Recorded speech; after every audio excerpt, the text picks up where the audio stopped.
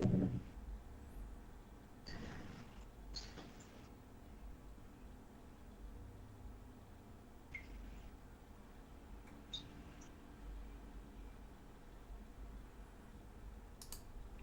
we're live. How about that? Here we are, Nick, you and me again. I'm excited. Super pumped. Really excited for the audience that's watching live. I know we're getting a ton of questions, Ethan, and I know one came in from the first episode that you might want to share with the audience. Yeah, it came in from a frequent viewer of the show, Vlad, and he had a question about how do we do this around setting goals when data isn't yet fully established or is the beginning of the journey? I'm not doing it full justice in terms of how I'm describing it, but the basic idea was around that. I responded to it, but I admitted that, Nick, you're definitely the expert on this. So what are your thoughts? Yeah, it's like Vlad. Great question. We know you're a regular commenter here on the show. You're welcome to come on someday for a fee. The the question's a great question. We the challenge is, where do you draw the line when you're doing requirements gathering? In this case, for the voice of the customer dashboard that we've been talking about, at what point do you say no? So let's say an executive wants to have answer all the questions under the sun. And if we start that journey, Vlad, by saying no, no, no, no, no, because the data is not available, we're probably going to cause a little bit of friction. So the idea with the process is, and I know this is your point, and this is what you're getting at. The idea with the process is to say, okay, well, let's start with a blue sky approach. Let's say, look, just what are all the questions that you would want to answer from a strategic perspective? And, Ethan, this is what you were saying in your response to Vlad was, okay, well, let's start there and let's say no later on. But let's say it in a nice, tactful way where we're going to take an approach where we're going to say, okay, we can answer those 10 questions you want to tackle, but right now, looks like we can answer two based on what's there in the data. So we're really trying to bring them on that journey, not say no out of the gate, and then we'll iterate through. Again, Vlad, I know you made that point on iterations. It is a highly iterative process that we're trying to achieve. And so we would pick it up in subsequent iterations. But great question, Vlad. Keep them coming. And Nick, just let me know if my perspective here is, and let me know if I'm wrong. If I am, it would be the first time in the year 2021, so unlikely. My perspective is that this helps determine what sort of data you need and how you want to analyze that data. Is that agreed? Absolutely. So the process we're using is we're going to say, tell us everything under the sun that's desired. Then we're going to run it by what's available in the data. So a quick data assessment, what can and can't we answer, before we go on into the wireframing portion, which is what we're going to be covering in the session today. Okay, so Nick, it sounds like my streak of errorless 2021 is still intact. Yeah, I mean, if you qualify a correct streak as everything you say is false, then absolutely, 100% marks. I'm nailing it. I love it. Yep. Let's go on to the meat of this, which is our third installment of VOC dashboarding. We're getting to this is the latter string of it, and can't wait to see what you have for us, Nick. Yeah, absolutely. So before we get stuck into the overall content of what we want to cover in this session, let's just quickly revisit where we've been. So we're designing a voice of the customer dashboard. We want all the insights that are possible on the customer that we have. And so what we did in episode 1, if I can direct you using the much acclaimed hands, the personas we've been designing for. So we had the VP of marketing as a stakeholder, and we had the customer experience manager as the end user, end consumer of the insights we're trying to produce. We came up with their goals, challenges, made sure that those goals are aligned. And then we started getting into what questions do they want to be able to answer. And this is sort of then getting to the nub of what Vlad was talking about, which is, okay, great, we've got the questions. We're taking the blue sky approach, all the questions under the sun that you would love to be able to answer about the customer. But we're going to check which ones are actually possible to be able to be answered here. Okay, so what are the ones we can actually address? So we scored them across 4 criteria: business value, data quality, level of effort, and what is the financial investment required. So all good things. And then we ended up with a series of questions over here. We said, okay, well, some of them are going to make it into the current iteration based on that criteria. Some are going to make it into a parking lot where we say, look, it's interesting, great question. It's just really hard to get the value prop behind answering that one in the short term. And then finally, what can we put into a subsequent iteration? Right, so the intent here is to not say no. We're not saying no, we're not trying to be difficult. We're just saying, let's put some structure around it. Let's prioritize it. So we've got those. You can see we've got these tokens here to score the various questions that we had. But now we're going to get into the exciting part, at least the exciting part for me. And this is where we start to take these questions. So we're going to take all these questions over to the next stage. And let's just assume, since we're not doing a full example here, let's just assume we're going to take all of those 3 questions that we have, and we're going to try and wireframe with them. Now, most people are not experts in wireframing, and particularly, they're not experts in data visualization. So that can be a concern for folks, and it can often be a barrier to getting into designing interfaces, in this case, dashboards. So how do you do it? So we're going to take those questions. And we got this other board here. We're going to say, okay, great. We're lining up our questions here. We can fill out what's the name of the dashboard, what's the name of the tab on the dashboard, and how often is the data going to be refreshed. Now you can see, like, normally this would look like there's really important strategic things we have to know about our data, but we're trying to demystify some of it. We're trying to reduce the complexity to some of it. You can see it's just simply represented here on this board. Now, ultimately, we want to produce a wireframe. And we have other videos on, why is it this structure? Why do we have key performance indicators at the top? Why do we have filters here? Why charts here? I'm going to forego that for now. So it's a fairly deep subject. What we're going to cover here is how do you take a question and map that into a wireframe? So that's the fun part. And this is a non-technical perspective. So Ethan, I know you're not the deepest into data viz. How dare you? That's probably a good thing. And what we'll do is we'll work through this together. Mm-hmm. This is a safe space for you. I appreciate it. Mm-hmm. Safe in that it's live and that there's no filter on anything that we say. Yeah, so, I'm preparing myself to probably lose my job. So let's take a question here. Let's say this question here. Yeah. Which segments are most profitable? So let's take that question. Now, potato. It's a great start. We have a few steps that we're going to take from this question.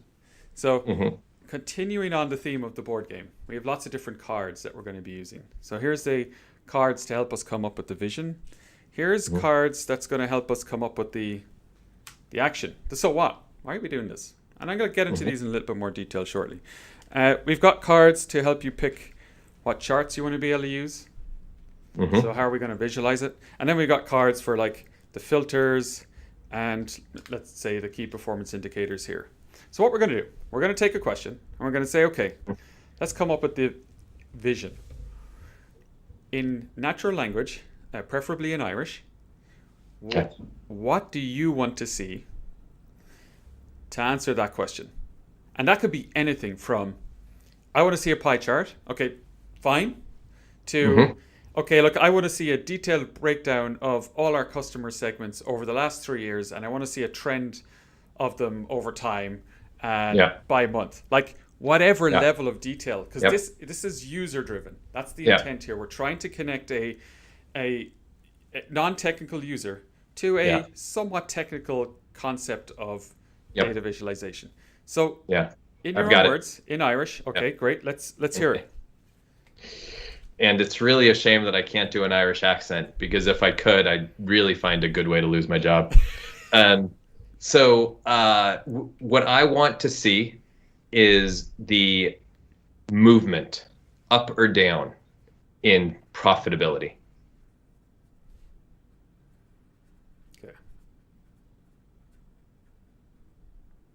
Okay.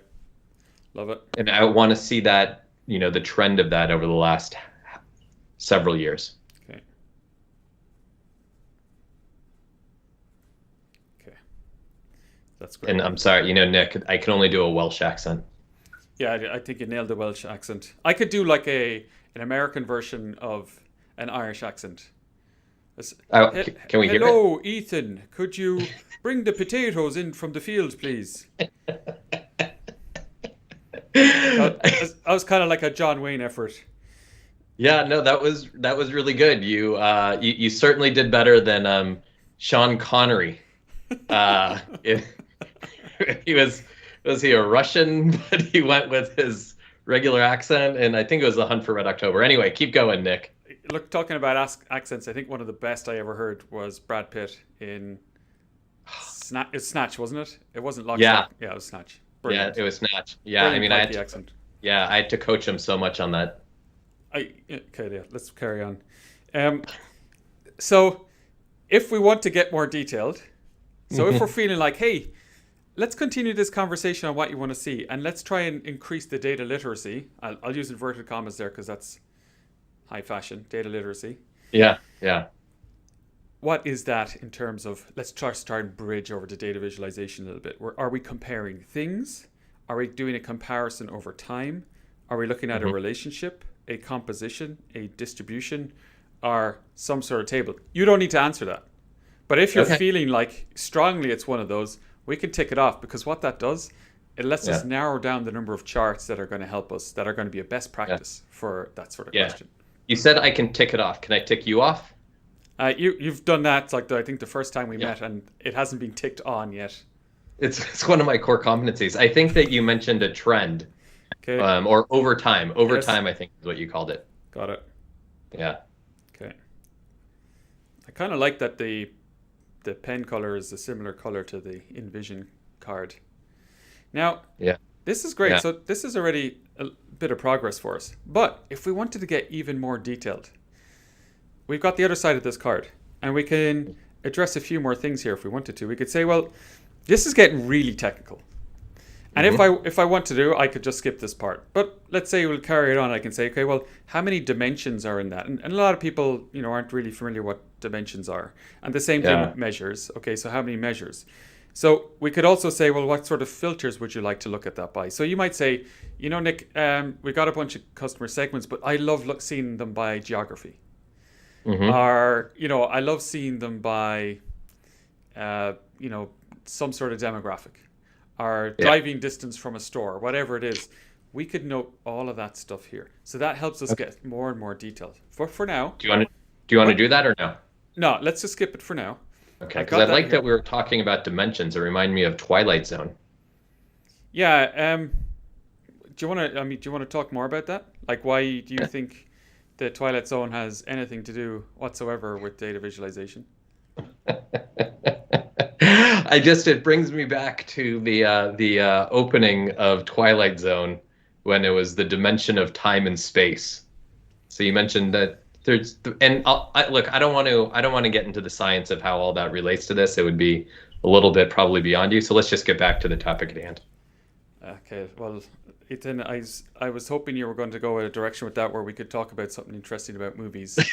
But obviously your knowledge isn't there. You've got the wrong co-host. Yes. So we've got that. We've got our question, and we've got a direction of what the end user wants to see. So we're getting somewhere. Okay. Now, usually what we miss in analytics, particularly in dashboards, is the so what. What are you going to do about it? Who cares? Ultimately, how's it helping out the business? So what action is it going to drive? So let's say we're seeing this stuff about the customer segment, and something bad is happening, something negative, something we don't like to see. What are we going to do about it? Now this is a real challenging question to answer, because we usually only think about what we're going to do when we're looking at the dashboard itself. But what we're trying to do here is to pre-think it. It's like PreCrime for dashboarding. So from Minority Report, we'll just get another movie reference in there. Yeah. This is the pre-crime of dashboards. We're going to figure out what scenarios need to happen in order for us to take action. So let's just say would a good way of thinking about it is like doing a retrospective in advance? Yeah, that's really good. It's What's the opposite of retro? What's future? Perspective. Perspective. Or That's better than saying retrospective in advance. hey, Perspective. trademark. So we've got, what are the conditions for action? So I'm just going to throw in something here. I'm just going to say, so let's say segment, segment is only 10% of revenue. Okay, so let's say a segment drops to below 10% of revenue. Okay, so that's a cause for concern. What are we going to do about it? So I might say, let's just say I'm going to call so-and-so and I'm going to email so-and-so and I'm going to say, like alert committee on poor segment performance. Okay. So let's say we got that. Cool, we've got our action.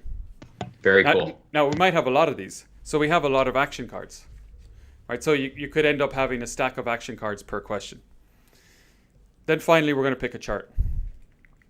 Now, we also have to ask ourselves when we're picking a chart, is there any supporting information that needs to go in there? For example, is there a KPI? We need to be able to answer that.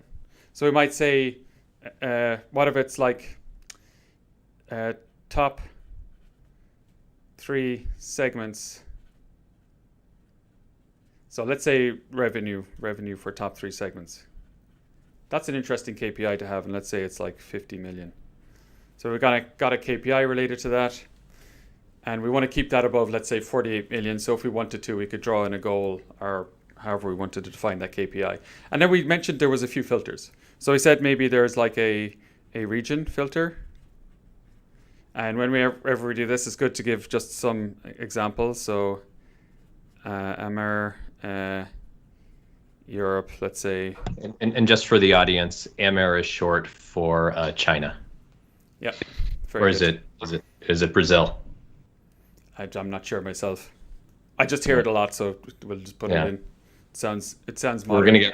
We're gonna get really tripped up when we talk about EMEA. That's why I didn't write it in. So now we've got all the ingredients we need to be able to come up with our chart. Okay, so for this one, you said, you'd like a trend. So for me, that's already a pretty strong indicator that we're going to be looking for something over time. You had mentioned, like over the past few years. So we could say each year is a line each line is denotes a year. So we might say this is 2019, that's 2020, and this is 2021. And we've got already the bones of a visualization there. Now, the nice thing is we just keep doing that, and we're going to end up with a pretty compelling wireframe that didn't really require a whole lot of data visualization expertise in order to pull it off. So we end up with starting to be able to put together the structure of our wireframe. Now, we just obviously continue to do this until we get to a point where we're happy with what's on this particular view, this particular tab of the dashboard, and it helps build up the relationship and the storytelling that can happen between a KPI, a chart, and whatever filters are there. Nick, is this something that if folks have watched the 3 segments, that they should be like, you know what, they can do a decent job at this? Or is it something that they need, that like folks would need a little more support on?